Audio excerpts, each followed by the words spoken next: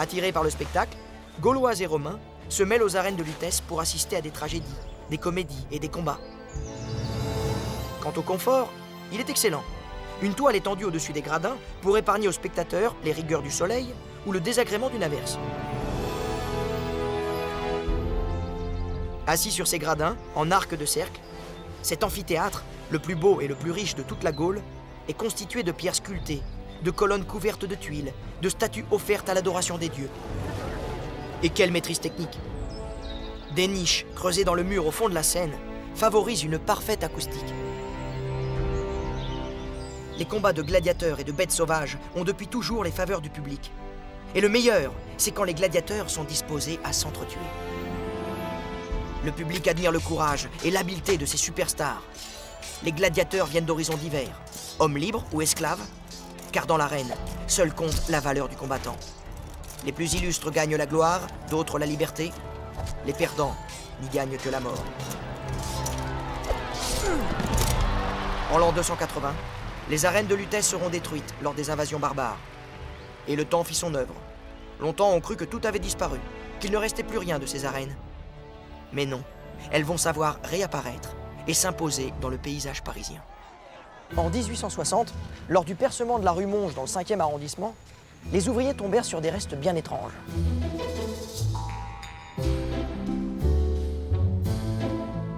Ils mirent au jour d'antiques travaux de maçonnerie.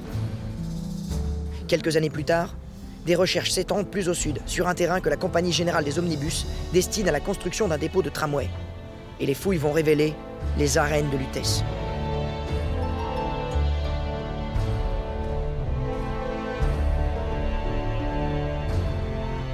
Mais la municipalité ne s'inquiète guère de cette extraordinaire découverte. L'important est de créer une rue droite et large. Dans cette folie de construction et de remaniement, qui se soucie de préserver quelques vestiges antiques? Hélas, une partie fut bel et bien livrée aux pioches des démolisseurs. C'est toutes les arènes qui risquaient d'y passer. C'est alors que Victor Hugo intervint. En 1883, l'auteur de Notre-Dame de Paris adresse une lettre au conseil municipal de la capitale.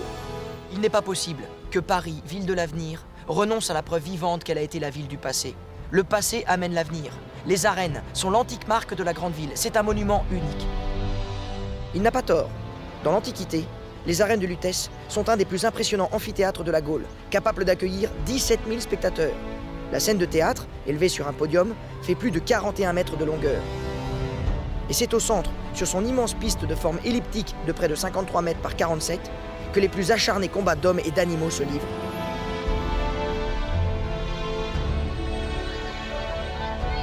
Aussi Victor Hugo conclut ainsi.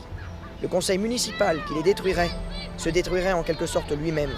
Conservez les arènes de Lutèce. Conservez-les à tout prix. Le maître avait parlé. Le conseil municipal vota les crédits nécessaires pour l'aménagement d'un square dans les arènes. Et la promenade fut ouverte au public en 1896.